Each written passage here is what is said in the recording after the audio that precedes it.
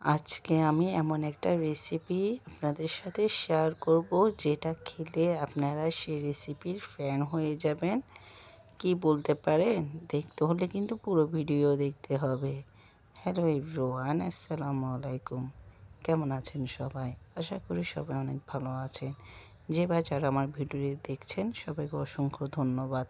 আজকে আরেকটি নতুন ব্লগ ভিডিও আপনাদের সাথে শেয়ার করছি। আসলে আজকে একটা রেসিপি শেয়ার করব যেটা খেলে আপনারা একদম সেটার ফ্যান হয়ে যাবেন।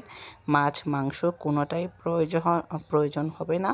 শুধুমাত্র একটি জিনিস যদি থাকে উপাদান, সেটা দিয়ে আপনারা খুব মজা করে একটা রেসিপি তৈরি করতে পারবেন। আর সেটাই অনেকে জানেন, কিন্তু আমি যেটা নিজের এক্সপিরিয়েন্স থেকে যেটা করেছি সেটাই আজকে আপনাদের সাথে শেয়ার করব। তো এই দেখতে থাকুন। আমি প্রথমে কিন্তু ডিম 4টা এক এক করে লবণ দিয়ে ভেজে নিয়েছি। এরপর কিন্তু এটা আমি মাছ ভেজেছিলাম, এটা একটা তরকারির জন্য। যাই হোক, আজ মাছটা ভেজে আমি কিন্তু এখানে অন্য তরকারি রান্না করব। ইলিশ মাছটা আগে ভেজে নিয়েছি। আমি যে রেসিপিটি শেয়ার করছি সেটা হচ্ছে ডিম তেলানি বা ডিমের একটা রেসিপি। অনেকে তো এটা আমরা সবসময় গোটা ডিম দিয়ে করে ডিমটা সিদ্ধ করে তারপর এটা মশলার মধ্যে কষিয়ে তারপর ডিমটা রান্না করি। আজকে একটু ডিফারেন্টভাবে করলাম, এতটা মজা হয়েছে। আমার মেয়ে বারবার বলছে, আম্মু এই রেসিপিটা করবা সবসময়, এটা খেতে খুবই মজা। যাই হোক, আজকে রেসিপিটা একটু আপনাদের সাথে শেয়ার করছি। এখানে প্রথমে আমি পেঁয়াজ কুচি দিয়ে দিলাম, পরিমাণ মতো তেল দিয়ে।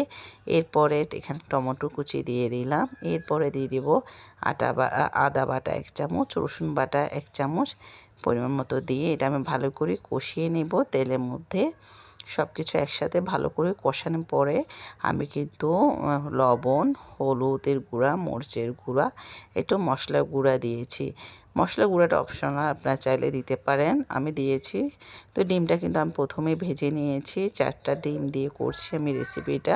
আসলে এভাবে করে দেখবেন, খেতে খুবই ভালো লাগে আর খুবই মজা লাগে। এটা মুখে যখন কামড় দেওয়া হয় তখন একটা ভিতরে সব মশলাগুলো ঢুকে এতটাই মজা হয়, যার কারণে আজকে আমার ভালোবাসার মানুষদের সাথে আমি সেই রেসিপিটাই শেয়ার করছি। তো দেখতে পাচ্ছেন এক এক করে কিন্তু আমি তেমন একটা মশলা ইউজ করিনি, আপনাদের সামনে তো দেখেছেন। আপনারা চাইলে এখানে আমি কিন্তু গোলমরিচের গুঁড়ো দিয়েছি, সামান্য পরিমাণে একটু ঝাল ঝাল করেছি। আর আমার ভেজে রাখা, যখন আমি অফ ক্যামেরায় কিন্তু অনেকবার মশলাটা ভালো করে কষিয়ে নিয়েছি, আমি এখানে ভেজে রাখা ডিমটা এই মশলার মধ্যে দিয়ে দিব।